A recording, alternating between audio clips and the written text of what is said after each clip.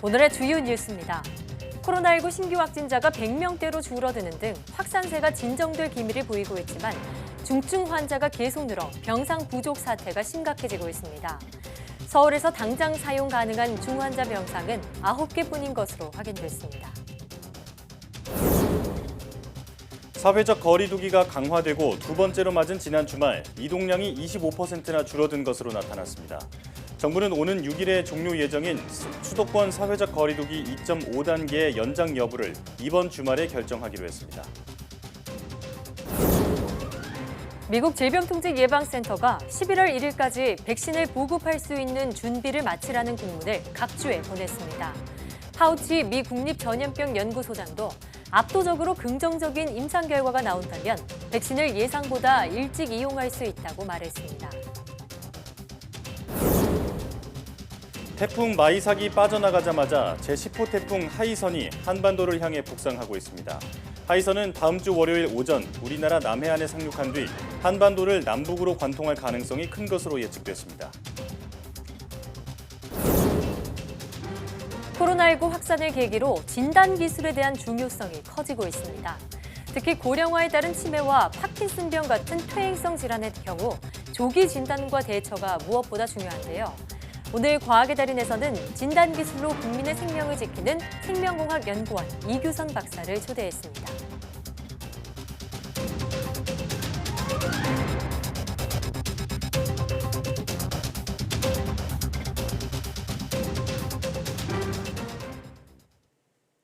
여러분 안녕하십니까? 사이언스 투데이입니다.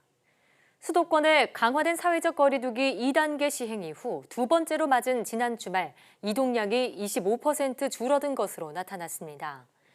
중앙재난안전대책본부는 지난 주말 휴대전화 이동량을 분석한 결과 그전 주말보다 25.2% 줄어들었다고 밝혔습니다. 수도권 버스와 지하철, 택시 주말 이용 건수도 26.2% 줄었고 카드 매출은 13.4% 준 것으로 파악됐습니다. 정부는 경각심을 갖고 거리 두기를 실천한 효과가 나타나고 있다며 사람 사이 접촉을 최소화하는 노력이 계속된다면 감소 추세가 이어질 것으로 기대했습니다. 이에 출퇴근을 포함한 필수적인 외출 외에는 안전한 집에 머물러 달라고 당부했습니다. 정부가 오는 6일 종료 예정인 수도권 방역 강화 조치인 사회적 거리 두기 2.5단계의 연장 여부를 이번 주말 결정합니다. 손영래 중앙사고수습본부 전략기획반장은 수도권 방역 강화 조치를 예정대로 종료할지에 대해 코로나19 환자 발생 양상과 집단 감염 분포 등을 관찰하면서 논의에 착수한 상태라고 밝혔습니다. 이어 조만간 주말쯤에 거리 두기 2.5단계를 연장할 것인지 종료할 것인지 등에 대한 결론을 내릴 수 있을 것이라고 말했습니다. 정부는 수도권을 중심으로 코로나19 확진자가 급증하자 지난달 31일부터 6일까지 8일간 수도권의 방역 수위를 2.5단계로 격상했습니다. 강화된 사회적 거리 두기 2단계 방침이 시행되면서 긴급 돌봄 교실에 조차 아이들을 맡기기 힘들어진 학부모들은 발을 동동 구르고 있습니다. 돌봄 공백이 더 커지는 가운데 정부가 추가 대책을 내놨습니다. 신준명 기자가 취재했습니다.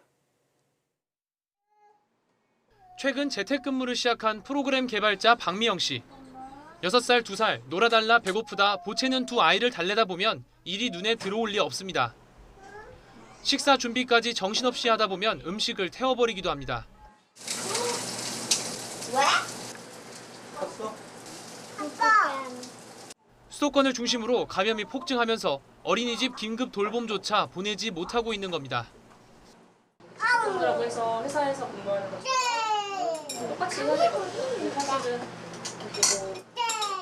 오롯이 육아 같은 게 애들을 방치를 할 수는 없으니까 그리고 2살, 6살이 사실은 엄마를 많이 찾는 시기이기 때문에 점심시간이 되자 오전에 회사 업무를 보고 돌아온 남편도 함께 재택근무를 합니다. 집에 있는 게 회사에서 일하는 것보다 더 힘듭니다. 회사 일보다도 육아가 확실히 어려운 부분은 있는 것 같아요. 저희 애들을 키우기는 해도 쉽지가 않네요. 2달 전 둘째를 낳은 정아름 씨는 산후조리는커녕 종일 숨 돌릴 틈이 없습니다. 6살 첫째까지 유치원에 가지 않게 됐기 때문입니다. 육아 부담이 배가 됐지만 끊이지 않는 집단 감염 상황을 보면 보낼 수가 없습니다. 엄마들이 지금 다 똑같은 마음일 것 같아요. 힘들어도 내가 아이를 데리고 있는 게 그나마 더 안전하지 않을까라는 생각에서 힘들어도 참고 보육을 하고 있는. 강화된 거리두기로 육아 부담이 더 커지자 정부가 초등학교부터 어린이집까지 긴급 돌봄 교실 운영을 강화하는 대책을 발표했습니다. 우선 저녁 7시 전후까지 긴급 보육이나 돌봄을 계속해서 운영하고 열흘이었던 가족 돌봄 휴가도 추가로 늘리는 내용입니다. 아이돌봄 서비스는 정부 지원 한도 시간을 초과해도 계속 지원하기로 했습니다. 현장에서 유연 근무제가 좀 더 활발하게 활용되도록 올해 말까지 200여 개의 중소, 중견 기업을 대상으로 재택근무 컨설팅을 실시합니다. 그러나 장기화하는 코로나19 사태 속에 좀처럼 보육 대란을 해결하기는 쉽지 않은 상황. 전쟁 같은 하루하루를 보내는 학부모들은 부디 코로나19 확산세가 잡히고 백신이 개발되기를 간절히 바라고 있습니다. YTN 신준명입니다. 서울시와 중앙사고수습본부는 서울시 내에서 코로나19 중증 환자가 치료받을 수 있는 병상은 10개, 그중 인력과 장비가 완비돼 즉시 사용 가능한 병상은 9개라고 밝혔습니다. 2일 기준으로 서울의 중증 환자 병상은 모두 187개입니다. 일반 병상은 다소 여유가 생겨 2일 기준 서울의 감염병 전담병원 병상 가동률은 72.5%로 하루 전 73.9%에서 소폭 내려갔습니다. 오는 12월 3일 치러지는 2021학년도 대학 수학능력시험 원서 접수가 전국 86개 시험지구 교육지원청과 일선 고등학교에서 시작됐습니다. 이번 수능 원서 접수는 오는 18일까지 휴일을 제외하고 오전 9시부터 오후 5시까지 진행됩니다. 원서는 수험생 본인 제출이 원칙이지만 입원 중인 환자나 해외 거주자, 코로나19 자가격리자와 확진자는 대리 제출이 허용됩니다. 고등학교에 재학 중인 졸업 예정자는 재학 중인 고등학교에, 재수생은 출신 고등학교에 응시 원서를 제출할 수 있습니다. 교육부는 접수처를 방문할 때 마스크를 착용하는 등 방역 수칙을 철저히 지켜달라고 요청했습니다. 코로나19 충격으로 일시적으로 일을 쉬는 사람의 수가 외환위기, 금융위기 당시보다 훨씬 더 많은 것으로 나타났습니다. 한국은행이 발표한 일시휴직자 현황 및 평가 보고서를 보면 코로나19 여파로 올해 1분기와 2분기 일시휴직자 수는 지난해 같은 기간과 비교해 각각 46만 명, 73만 명 급증했습니다. 일시휴직자 증가폭은 외환위기 당시 1998년 3분기에 12만 명, 금융위기 당시 2009년 1분기에 7만 명을 크게 웃도는 수치입니다. 이번 코로나19 위기의 경우 감염병에 따른 조업 중단 등으로 실업보다 일시휴직이 크게 늘었다는 게 한은의 설명입니다. 9호 태풍 마이삭은 3일 새벽 2시 20분 부산에 상륙해 새벽 6시 30분 동해상으로 빠져나갔는데요. YTN 취재팀은 이 경로를 따라 함께 이동하면서 태풍의 위력을 직접 살폈습니다. 경북 포항에서 강원도 삼척까지 180km에 이르는 현장 상황을 홍성욱 기자가 취재했습니다. 새벽 2시 20분 부산에 상륙한 태풍 마이삭. 영남권에는 강한 비바람이 몰아치기 시작했습니다. 지금 시간이 새벽 4시 반을 지나고 있습니다. 제가 지금 있는 이곳 경북 포항 지역도 태풍의 직접적인 영향권에 들고 있는데요. 이 비바람이 얼마나 강한지 이렇게 공사장 철제 가림막이 완전히 쓰러졌습니다. 이 모습만 봐도 이 강풍의 위력이 얼마나 강한지 짐작할 수 있을 정도입니다. 포항을 지나 태풍은 빠르게 북상했습니다. 태풍을 따라 1시간 반 만에 도착한 곳은 경북 울진 구산항. 강풍에 나무가 아예 누워버렸고 방파제를 넘은 파도는 주민들을 위협했습니다. 북상하는 태풍을 따라 저희 취재진도 경북 울진까지 올라왔습니다. 이 굵은 빗줄기는 많이 가늘어졌는데 이 강한 바람이 문제입니다. 심지어 바닷물의 수위도 높아지고 파도도 계속해서 높은 상태를 유지하면서 이 마을 주민들은 뜬 눈으로 밤을 지새야 했습니다. 잠은 좀 주무셨어요, 밤에? 거의 못 잤습니다. 계속 막 지켜보고 뉴스 보고 확인한다고. 이후 시속 30km 안팎의 속도로 북상한 태풍은 강원도 동해안으로 마침내 한반도를 빠져나갔습니다. 제9호 태풍 마이삭은 오전 7시를 기해 동해상으로 완전히 빠져나갔습니다. 비는 모두 그쳤지만 강한 바람은 계속되고 있습니다. 특히 해안가 도로를 덮치는 이런 높은 파도도 계속해서 몰아치고 있습니다. 날이 완전히 밝자 주민들은 서둘러 복구 작업에 나섰습니다. 다른 지역에는 지금 뭐 돌이 다 넘어가고 난리인데 여기는 아직 뭐 그렇게 아주 큰 피해보다도 일단은 그나마 천만다행이라고 생각을 해요. 태풍 마이삭은 부산 상륙 시점부터 5시간여 만에 크고 작은 피해를 남긴 채 한반도를 벗어났습니다. YTN 홍서욱입니다.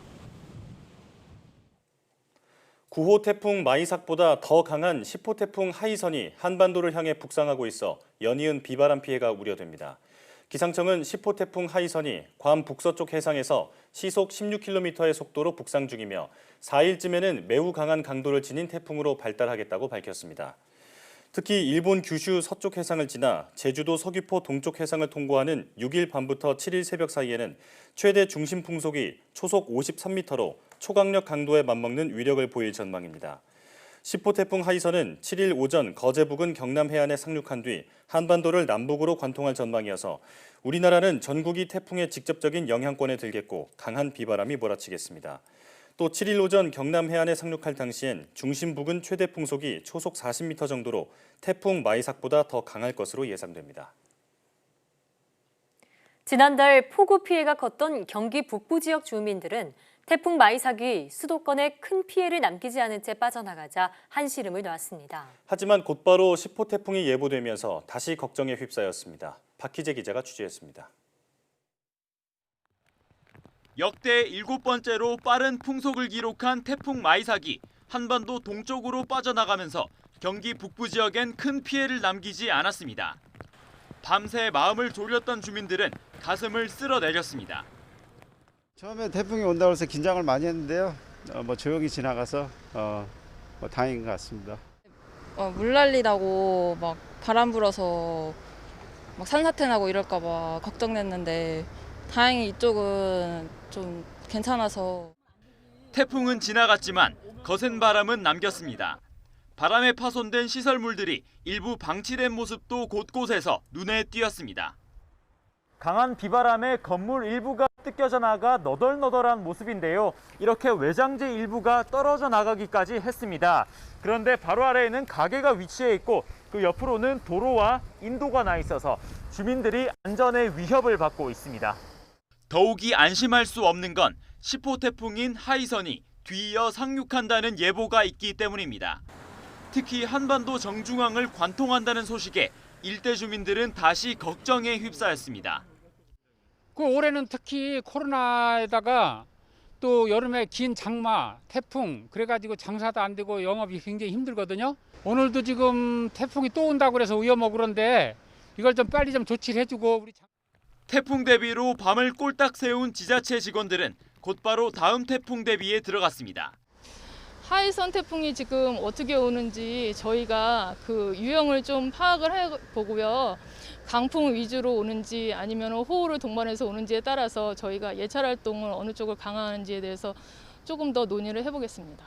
사상 초유 코로나19 사태 속에 역대 최장이자 최다 강우량을 기록한 장마가 끝나기 무섭게 잇따라 태풍을 맞아야 하는 주민들은 어느 해보다 올해가 길게만 느껴집니다. YTN 박희재입니다.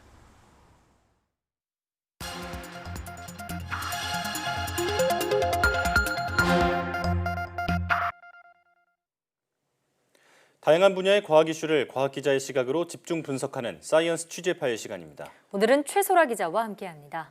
어서 오세요. 안녕하세요. 네, 오늘은 어떤 소식 준비하셨나요? 네, 올해 첫 가을 태풍이었죠. 제9호 태풍 마이삭으로 전국적으로 크고 작은 피해가 잇따랐습니다. 네.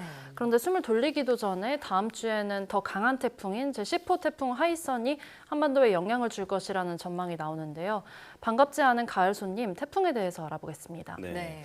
지난주에 바비는 다행히 큰 피해 없이 지나갔는데 이번에 그 마이삭은 좀 강풍으로 인한 피해가 발생했죠. 그렇습니다. 아직 피해 규모가 집계되지는 않아서 피해 규모를 구체적으로 알 수는 없는데요. 네. 이번 태풍은 제주에서 최대 순간 풍속이 초속 49m에 달하는 등 역대급 강풍을 기록했습니다. 각종 시설물 피해는 물론이고 또 대규모 정전 피해도 있었고요. 한때 원전 사기 운영이 일시 중지가 되기도 했습니다. 네. 일부 지역에서는 계속해서 비바람이 이어질 것으로 보이는 데다 또 곧이어 또 다음 태풍이 도달한다고 예상이 돼서 긴장의 끈을 놓으면 안 되겠습니다. 3일 있었던 해수부 장관의 모두 발언 직접 들어보시겠습니다. 크게 우려했는데 큰 피해가 없어서 참으로 다행이고 이는 합니다만 그래도 분야별로 우리가 꼼꼼히 준비하고 대응해준 여러분들의 수고 덕분이 아닌가 생각합니다.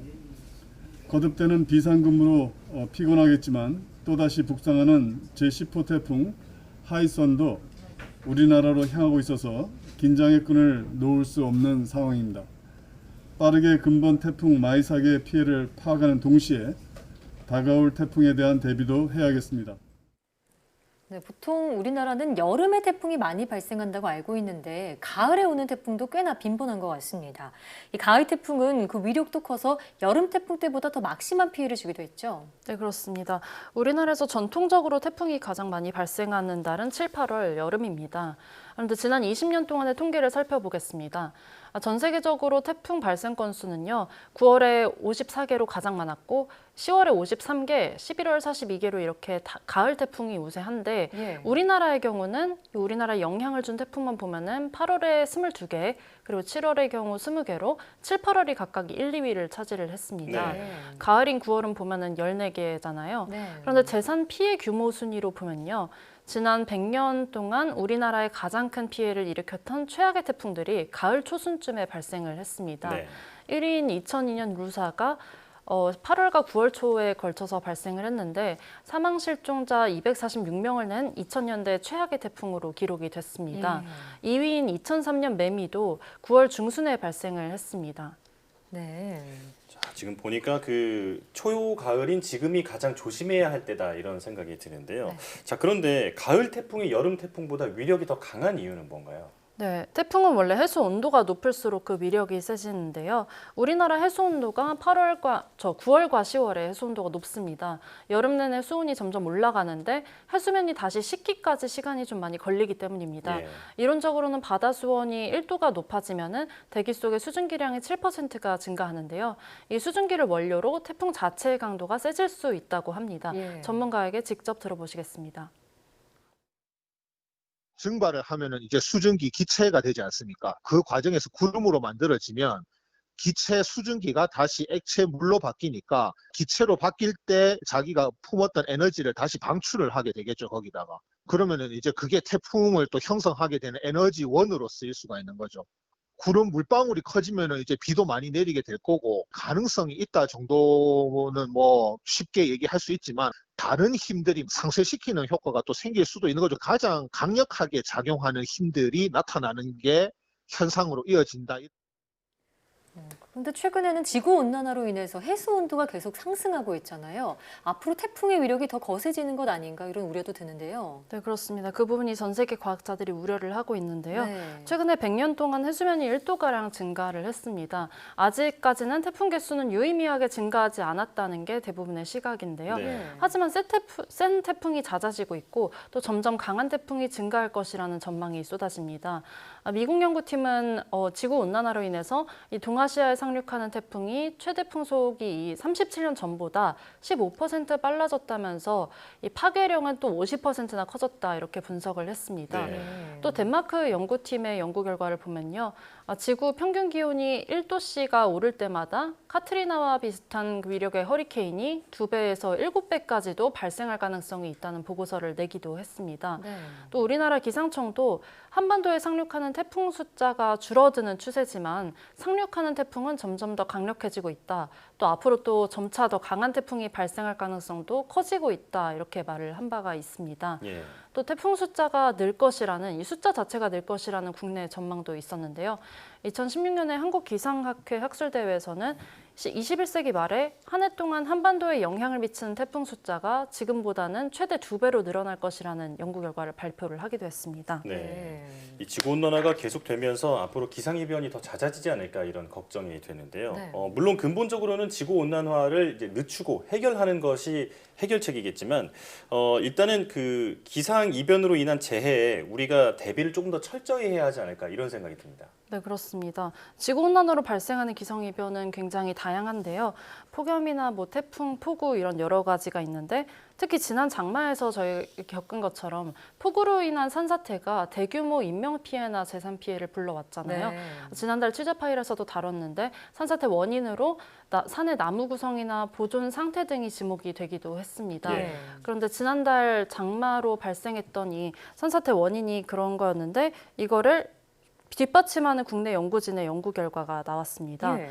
숲을 잘 가꾸면은 토양 유출 방지 효과가 무려 이 85배에 달하고 또 산사태를 효과적으로 예방할 수 있다는 내용인데요. 연구팀은 폭우가 쏟아진 지난달 이 산불로 훼손된 안동 지역의 숲이랑 또 건강한 숲을 비교를 했습니다. 그 결과 숲이 잘 조성된 곳에서는 토사 유출량이 헥타르당 27.5kg으로 그쳤는데 예. 숲이 거의 없는 곳에, 그러니까 산불이 났던 곳에서는 무려 그 헥타르당 2,340kg의 토사가 유출이 됐습니다. 네. 85배에 달하는 양인데요. 전문가에게 직접 들어보시겠습니다. 나뭇잎은 하늘에서 내리는 비를 차단하는 우산 효과가 있고요. 나무 뿌리는 지표에 있는 토양을 고정하는 토양 고정 능력이 있습니다. 숲을 대상으로 한 토사 유출량 모니터링을 통하여 정량적 유출량을 산정할 계획입니다. 이러한 결과는 재해에 강한 숲 만들기 전략에 활용될 수 있고 2차 피해 방지를 위한 사방사업의 효율적 전략에 활용될 수 있습니다. 네, 산사태 예방을 위해서는 화렵수랑 침엽수가 균형을 이루는 이 계획 조림 등 전략적인 숲 조성이 필요하다는 것이 이 전문가들의 지적입니다. 예. 네, 더 이상의 재난을 겪지 않도록 일단 산사태 방지를 위한 산림 조성에 무엇보다 최선을 다해야겠고요. 또 근본적으로는 지구 온난화를 저지하기 위한 그런 노력에도 모두가 동참을 해야겠습니다. 최소라 기자와 함께했습니다. 오늘 말씀 고맙습니다.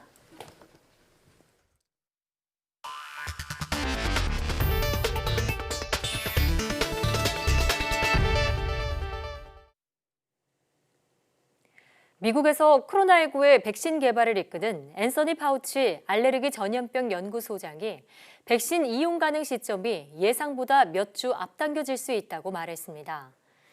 파우치 소장은 비영리 의료 뉴스 매체 KHN과의 인터뷰에서 진행 중인 임상시험에서 압도적으로 긍정적인 결과가 나온다면 백신을 예상보다 더 일찍 이용할 수 있다고 말했다고 CNN이 현지 시각 2일 보도했습니다.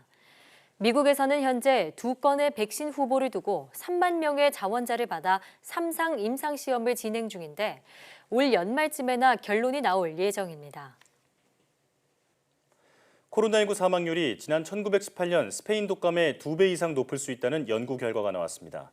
푸단대 연구진을 비롯한 중국과 미국 과학자들은 우한 초기 발병 당시의 새로운 데이터와 모델링을 바탕으로 코로나19 사망률을 4.54%로 추정했다고 사우스차이나 모닝포스트가 보도했습니다. 이는 스페인 독감 사망률 추정치인 1.61에서 1.98%의 2배가 넘는 수치입니다. 연구진이 우한의 데이터를 사용한 것은 코로나19 발병이 처음으로 확인된 곳이어서 스페인 독감과 사망률을 비교하기에 적합하다는 판단에 따른 것입니다. 푸단대 연구진은 앞서 베이징과 홍콩의 연구에서 코로나19 사망률을 스페인 독감보다 낮은 1.2%와 1.4%로 각각 추정한 것은 코로나19 발병 초기 검사의 정확도가 30에서 40%에 그친 점을 고려하지 않은 것이라고 설명했습니다. 코로나19에 감염된 환자의 항체가 최소 넉 달간 지속한다는 연구 결과가 나왔습니다. 미 NBC 방송은 아이슬란드 연구진이 의학 전문지 뉴 잉글랜드 저널 오브 메디신에 이 같은 연구 결과를 발표했다고 보도했습니다. 연구진은 항체 검사를 1회 이상 받은 487명의 혈액 샘플을 중점 관찰한 결과 확진 판정 후 처음 2달 동안 항체 수치가 증가했고 그 뒤 2달간은 안정적인 상태를 유지했다고 밝혔습니다. 이번 연구의 공동 저자인 아이슬란드 생명공학 기업 디코드 제네틱스의 카리 스테판슨 최고 경영자는 코로나19 진단 검사를 받은 적이 없는 상당수 무증상자의 혈액 샘플에서 항체가 발견됐다고 설명했습니다. 미국의 유력 정치인들이 시민들에게는 방역수칙 준수를 주문하면서 정작 자신들은 이를 어겨 빈축을 사고 있습니다. 마지못해 사과는 했지만 내놓은 변명은 하나같이 옹색하기만 합니다. 조승희 기자가 보도합니다. 시정연설을 하고 있는 트럼프 대통령 면전에서 연설 원고를 찢어버린 낸시 펠로시 하원 의장. 트럼프 대통령의 코로나19 방역 실패를 제기하며 반 트럼프 전선을 이끌었습니다. Well, testing, tracing, treating, isolating, mask wearing, sanitation. This is what scientists tell us is necessary to stop the growth. 이렇게 마스크 착용을 강조해왔지만 정작 본인은 지난달 31일 샌프란시스코시 방역 지침상 영업이 금지된 미용실을 찾아 서비스를 받았습니다. 샌프란시스코시는 코로나19 확산 방지를 위해 지난 3월부터 모든 미용실 영업을 금지했습니다. 펠로시 하원 의장은 마스크도 쓰지 않은 채 미용실 안에서 이곳저곳 돌아다닌 것으로 나타났습니다. 펠로시 의장 측은 손님을 한 번에 한 명씩 받는 것은 허용된다고 미용실 측이 설명했다며 마지못해 사과했습니다. 하지만 미용실 주인은 그녀가 받은 드라이 서비스는 방역 지침에 따라 지금도 서비스가 금지되어 있다고 반박했습니다. 그런가 하면 필라델피아 짐 케니 시장은 지침을 어긴 것은 아니지만 상식 밖 행보로 빈축을 샀습니다. 케니 시장은 자신이 사는 펜실베이니아주에선 음식점 영업이 금지되자 인근 메릴랜드주로 식사를 하러 간 것입니다. 필라델피아에선 코로나19 여파로 지난 3월 16일부터 음식점 실내 영업이 금지된 상태입니다. 케니 시장은 비판이 거세지자 트윗 글을 통해 식당이 있는 카운티는 코로나19 환자가 800명 아래여서 덜 위험하다고 판단했다며 사과했습니다. YTN 조승입니다. 트럼프 미국 행정부가 6,200만 달러, 우리 돈으로 736억 원 규모의 올해 세계보건기구 WHO 분담금을 지불하지 않기로 했습니다. 미 국무부는 백악관은 WHO의 개혁이 필요하다는 입장이며 이는 WHO가 중국 공산당으로부터 독립성을 입증하는 데서 출발한다면서 이같이 밝혔습니다. 이번 발표는 트럼프 행정부가 WHO가 주도하는 코로나19 백신 개발 배포 프로젝트 코백스에 참여하지 않겠다고 밝힌 지 하루 만에 나온 것입니다.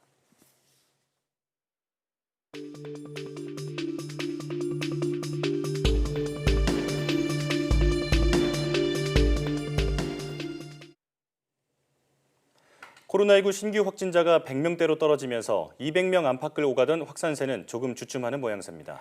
대규모 유행 고비를 넘겼다고 봐도 되는 건지 코로나19 브리핑 고려대학교 약학대학 김정기 교수와 함께 알아보겠습니다. 전화로 연결돼 있습니다. 교수님 나와 계십니까? 네, 안녕하세요. 네. 자, 우선 17일 만에 일일 신규 확진자가 100명대로 떨어졌습니다. 수도권에 시행 중인 강화된 거리두기 2단계의 효과가 나타났다고 볼 수 있을까요? 글쎄요, 아직은 시기상조, 그렇게 판단하기에는 시기상조가 아닐까 생각을 하고 있고 앞으로 며칠 동안 상황을 좀 더 지켜봐야 되지 않을까 생각을 하고 있습니다. 네.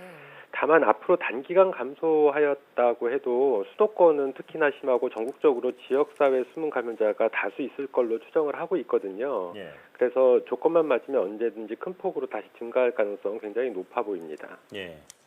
자, 정은경 중앙방역대책본부장이 하루 확진자 수를 100명 이하로 잡겠다는 목표를 제시했습니다. 지금 추세라면 가능하다고 보시는지요? 빠른 시일 내에 그렇게 되기를 저 개인적으로도 바라고 기대를 하고 있는데 그러나 과거 이태원 클럽발 확산이 여파가 2-3달 정도 지속됐던 사례가 있거든요. 네. 아무리 지금 2단계 또는 수도권에서 2.5단계를 적용하더라도 단기간에 이루기는 좀 쉽지 않지 않을까 이런 생각은 가지고 있습니다. 네, 자 그럼 이 의미를 살펴봤을 때 일일 신규 확진자가 100명 이하라는 숫자가 방역 당국에서는 통제 가능한 수준이다 이런 의미를 가지고 있다고 볼 수 있을까요?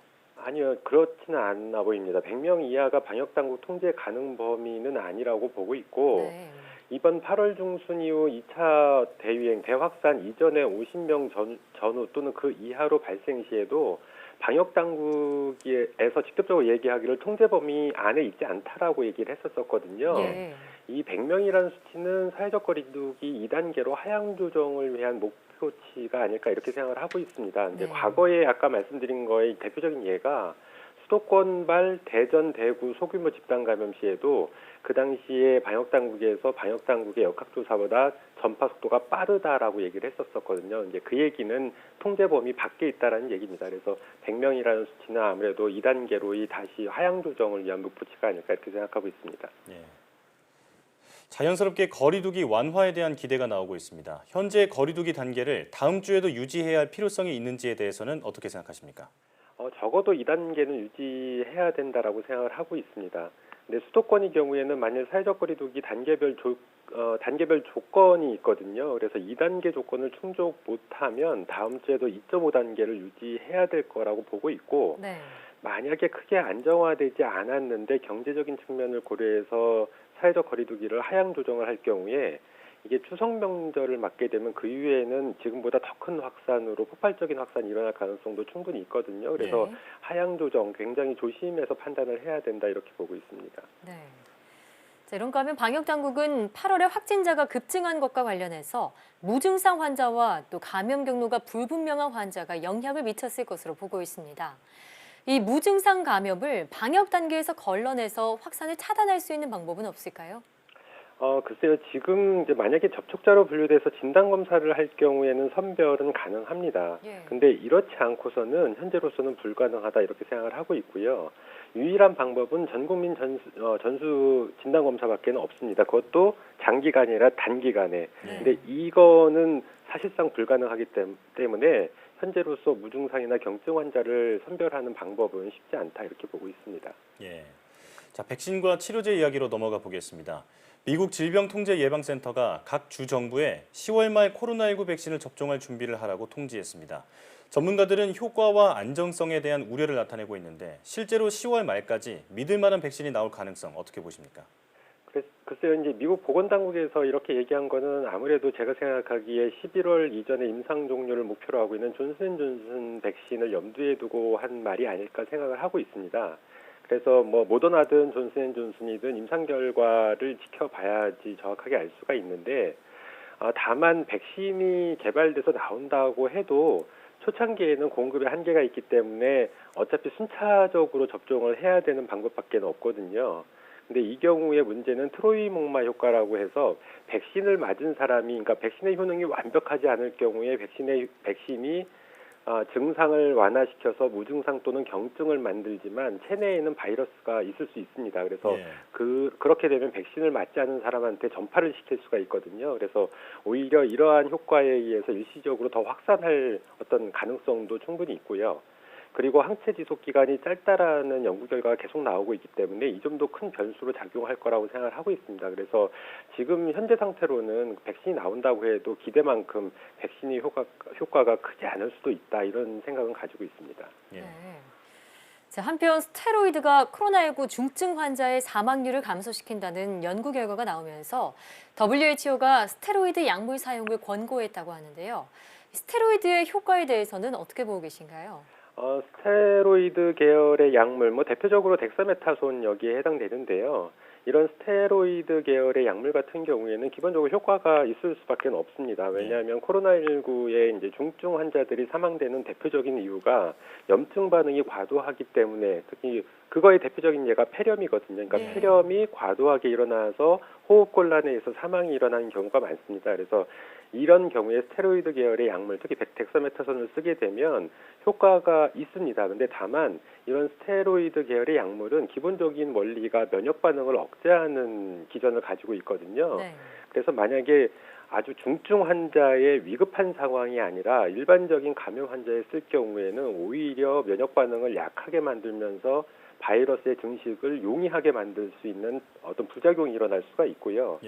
더군다나 기본적으로 이런 스테로이드 계열의 약물은 다양한 부작용이 이미 보고가 돼 있습니다. 그래서 고혈압이라든가 당뇨라든가 심부전, 간병변 다양한 질환에 대해서 부작용을 나타낼 위험성이 굉장히 높고 다른 약물과의 상호작용도 나타낼 수가 있거든요. 그래서 이 덱사메타손과 같은 스테로이드 계열의 약물을 코로나19에 쓸 때에는 주치 판단이 굉장히 중요합니다. 그래서 이걸 함부로 쓰면 안 되고 정확한 판단에 의해서 단기간 사용을 해야 된다. 그러면 효과는 있으나 일반적인 항바이러스제라고 오인을 해서는 안 된다. 이렇게 말씀을 드리고 싶습니다. 예, 이 부작용에 대한 우려 때문에 스테로이드제가 궁극적인 해결책은 되지 않는다. 이런 말씀 들어봤습니다. 자, 코로나19 브리핑 오늘도 함께했습니다. 확진자 수가 100명대로 떨어진 건 다행이지만 언제든 다시 확산할 수 있는 만큼 긴장의 끈을 놓아서는 안 되겠습니다. 지금까지 고려대학교 약학대학 김정기 교수와 함께했습니다. 교수님 고맙습니다. 감사합니다.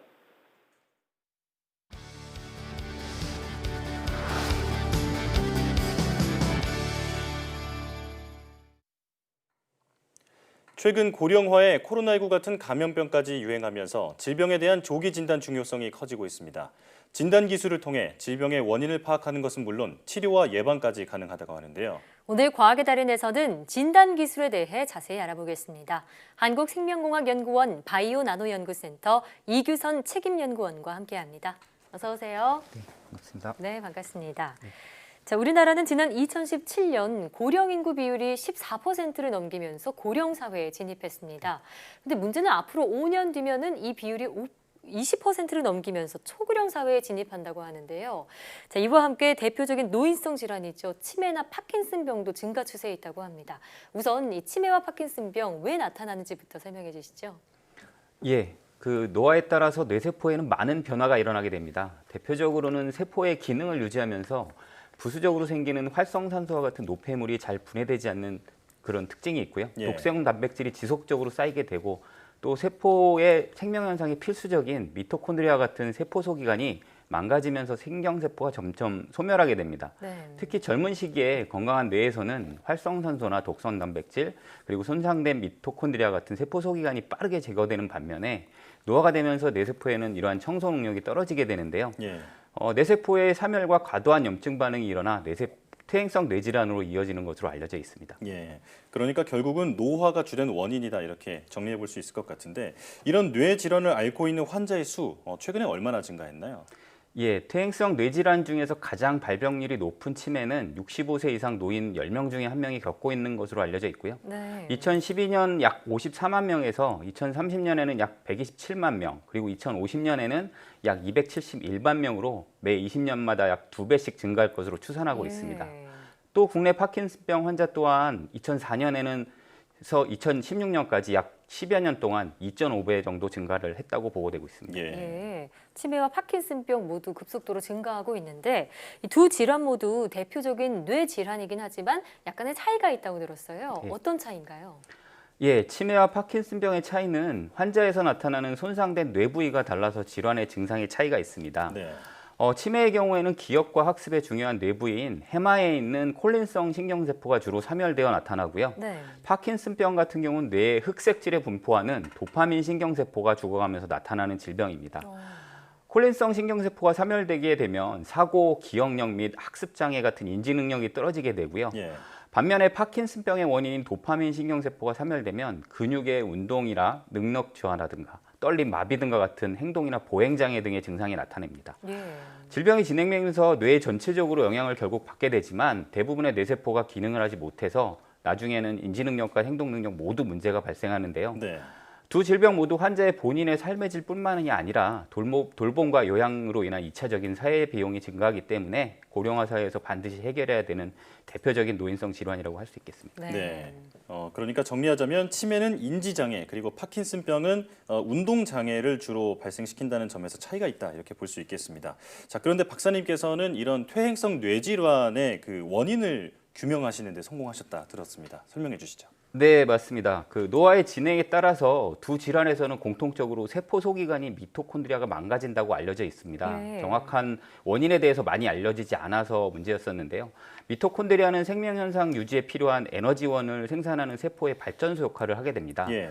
미토콘드리아의 칼슘 농도는 미토콘드리아 기능 유지에 매우 중요하지만 너무 많거나 너무 적으면 세포가 기능을 제대로 하지 못하게 됩니다. 네. 따라서 미토콘드리아의 칼슘 농도를 적당하게 유지하는 것들이 매우 중요한데요. 예. 저희 연구팀에서는 초파리 모델과 인간의 신경세포를 이용해서 퇴행성 뇌질환의 초기 공통적인 증상으로 미토콘드리아 칼슘의 항상성이 붕괴된다는 사실을 밝혀낼 수 있었습니다. 예. 그러니까 미토콘드리아에게 과도하게 칼슘이 쌓이면 미토콘드리아 기능을 망가뜨리고 결국에는 신경세포 사멸을 유도하게 되는데요.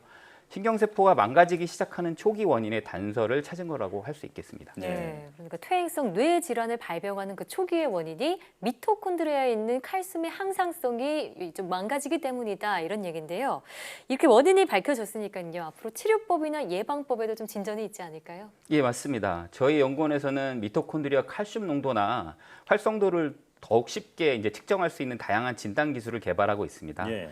조기 진단이 어려운 퇴행성 뇌질환에서 미토콘드리아의 칼슘 변화를 정확하게 측정할 수 있다면 초기에 진단에 관리할 수 있는 예방 기술로 연결할 수 있을 것으로 생각합니다. 또한 미토콘드리아 칼슘 항상성을 유지시키거나 손상된 미토콘드리아 회복을 도와주는 치료 기술을 찾는 방법으로 이용할 수 있는데요. 네. 실제로 저희 연구원에서 관련된 실험 하나를 했습니다. 알츠하이머 원인 유전자를 발현시킨 초파리 모델에서 그 미토콘드리아 칼슘 항상성을 조절했더니 증상이 완화되는 것을 확인할 수 있었습니다. 추가적인 연구를 통해서 치료 후보 물질을 최적화하고 또한 가급적 빠르게 임상시험에 연결할 수 있도록 신약 개발 전문 기업들과 협력 연구를 진행하고 있습니다. 예. 자, 이 난치병이라고 불리는 퇴행성 질환을 예방하고 치료하는 데 큰 역할을 할 것 같습니다. 네.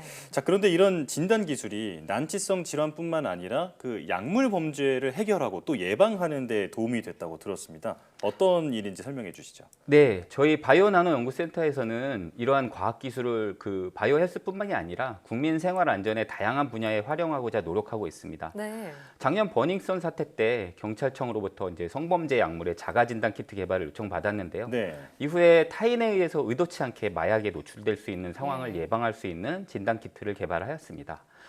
실제로 술이나 음료에 물뽕이나 졸피뎀 같은 성범죄 약물이 섞여 있다면 약물에 반응해서 색깔이 변하게 되는데요. 예.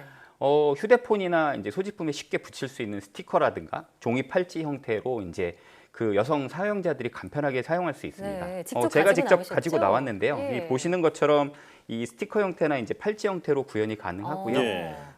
여기서 보시면 이제 그 약물이 없을 때는 이렇게 파란색이 유지되다가 네. 술이나 이제 음료를 찍었을 때 거기에 이제 물뽕이나 졸피뎀이 있으면 이런 식으로 빨갛게 색 변화가 붉게 일어나는 변하는 거군요. 거군요. 예, 마치 그래서 리트머스지 같다 이런 생각도 들어요. 예, 맞습니다. 그래서 실제로 이거를 이제 이용을 하게 되면 현장에서 저 신속하게 예. 자가 진단으로 이제 그 범죄를 예방할 수 있습니다. 어. 그래서 현재 시작품 생산이 완료돼 갖고 네. 그 실증 테스트를 계약하고 있고요. 예. 성범죄 약물에 노출되는 피해자가 범죄자로부터 자신을 스스로 보호하는 동시에 약물 이용 범죄를 예방할 수 있는 기술이라고 좀 생각되고 있습니다. 네. 정말 무겁지 않게 가볍게 들고 다니면서 네. 신종 약물이나 범죄 피해를 예방할 수 있는 그런 기술이다 이런 네. 생각이 드는데요. 자, 어떤 원리로 이렇게 진단 기술을 개발하신 건지도 듣고 싶어요. 네, 그 실제로 마약이나 항정신성 의약품 대부분이 신경계에 작용하는 합성 화합물입니다. 그래서 이러한 약물이 신경계에 작용하기 위해서는 이게 공통적으로 가지는 화학구조 작용기가 있는데요. 네. 이러한 화학구조에 결합해서 반응해서 색깔이나 형광을 나타낼 수 있는 나노 소재를 개발하는 것이 목표였습니다. 예. 그래서 사용 빈도가 높은 8종의 마약류에 반응하는 화학물질을 찾아내고 약물이 반응하면 색깔이 변색하는 약물 진단 나노 소재를 만들 수 있었습니다. 예. 그래서 이러한 나노 소재 기술은 성범죄 약물의 자가 진단 키트 이외에도 다양한 분야에 활용될 수 있다고 봅니다. 네, 아주 활용도가 높은 기술인데, 자, 이런 진단 기술이 그 현재 코로나19 사태에서도 유용하게 쓰였다고 들었습니다. 네, 맞습니다. 진단 기술의 필요성이 가장 큰 분야가 감염병입니다. 예. 이번 코로나19와 같은 대유행 감염병 해결을 위해서는 진단, 치료, 예방을 위한 백신 기술이 빠르게 현장에 투입되어야 됩니다. 예. 제가 속한 바이오나노 연구센터에서는 코로나19를 포함한 감염병 진단 기술 개발팀이 별도로 운영되고 있습니다. 특히 항원이나 항체를 이용해서 신속한 현장 진단이 가능한 코로나19 면역 진단 키트를 개발하고 있습니다. 예. 이번 코로나19에서도 30분 이내에 감염 여부를 판정할 수 있는 항원 진단 키트와 무증상 감염자 또는 역학조사 등에서 활용도가 높은 항체 진단 키트를 개발했습니다. 예. 항체 진단 키트는 완치자의 사후 진단과 그 면역력 측정은 물론 지역 내 실제 감염자를 파악하는 데 굉장히 유용한데요. 진단 기업과 공동으로 개발하고 있는 항체 진단 키트는 현재 국내의 식약처와 미국 FDA 긴급 사용 승인 허가를 신청해서 결과를 기다리고 있는 상태입니다. 예. 승인이 되게 되면 국내에는 현장에는 물론 감염병 진단 관리에 바로 사용될 수 있을 것으로 기대하고 있습니다. 예. 네, 저희가 앞서 보도로도 전해드렸지만 최근 코로나19 사태에서 가장 심각한 문제 중에 하나가 무증상 감염자로 인한 깜깜이 전파가 많이 일어나고 있다는 점이잖아요. 이런 진단 기술이 보급이 된다면 앞으로 이런 확산을 좀 막을 수 있는 하나의 대책이 되지 않을까 이런 긍정적인 기대도 하게 되네요. 네, 맞습니다. 네, 자 이렇게 진단 키트 코로나19용으로 빠르게 개발할 수 있었던 비결도 있을 것 같은데요.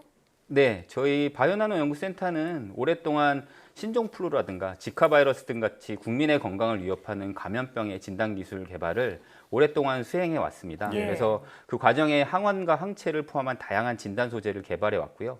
또 그 과정에서 고감도 신속 진단 키트 개발을 위해서 노하우가 축적이 되고 이번 코로나19에 발생한 직후에 항원 개발과 항체 기술에 바로 착수를 하게 되었습니다. 네. 면역 진단은 현재 사용되고 있는 분자 진단 방식에 대비해서 개발 시간이 굉장히 오래 걸리는 단점이 있지만 현장의 신속 진단이라든가 역학 조사, 백신의 유효성 평가 등에서 활용될 수 있기 때문에 반드시 필요한 기술이라고 할 수 있습니다. 네. 그동안 미리 준비하고 오랫동안 대비를 해왔기 때문에 이런 성과가 있었다 이런 생각이 듭니다.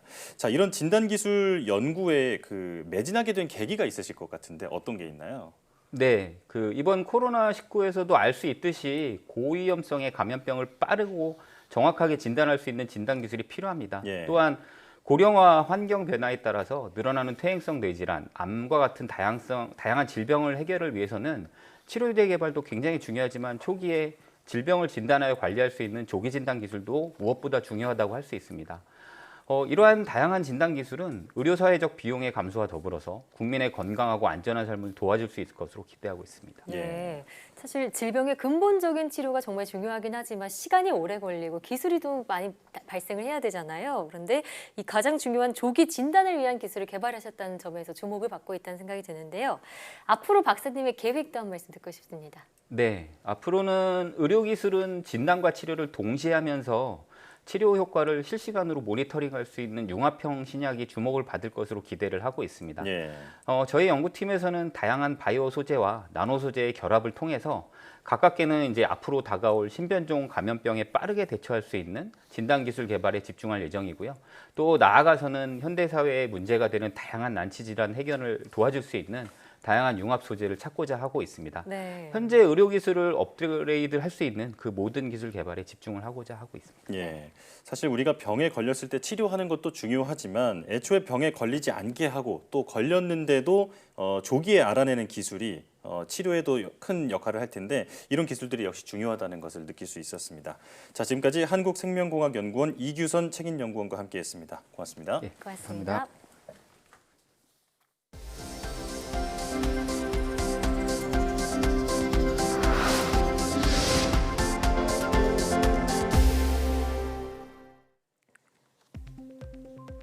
혈액을 채취하지 않고도 땀과 눈물 등으로 손쉽게 혈당을 측정할 수 있는 기술이 개발됐습니다.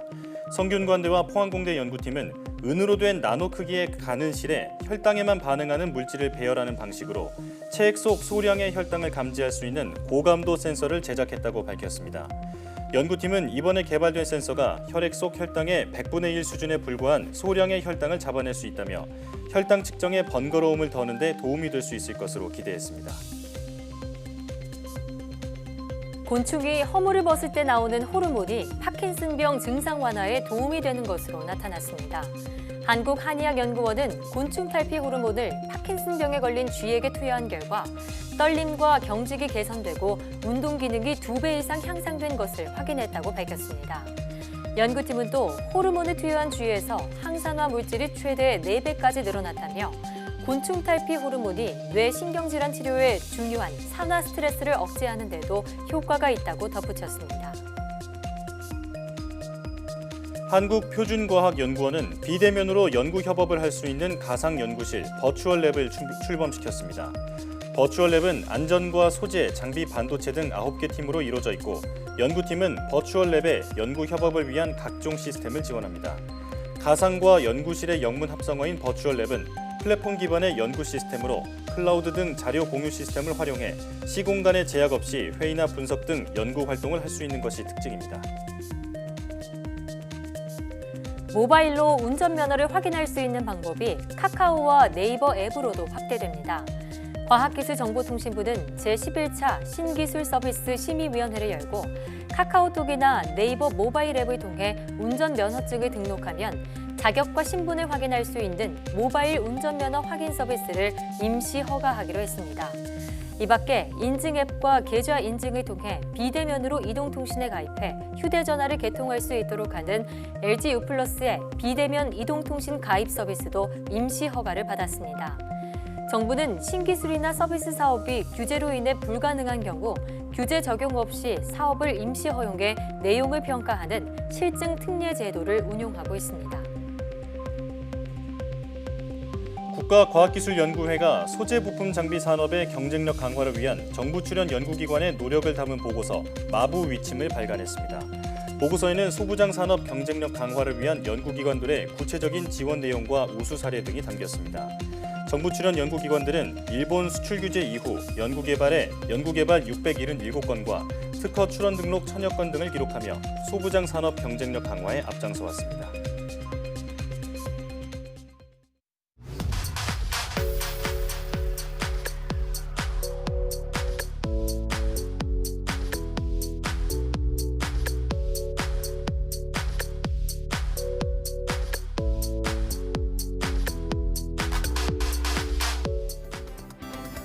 지난달 말 400명 이상 급증했던 신규 확진자가 100명대로 떨어졌습니다.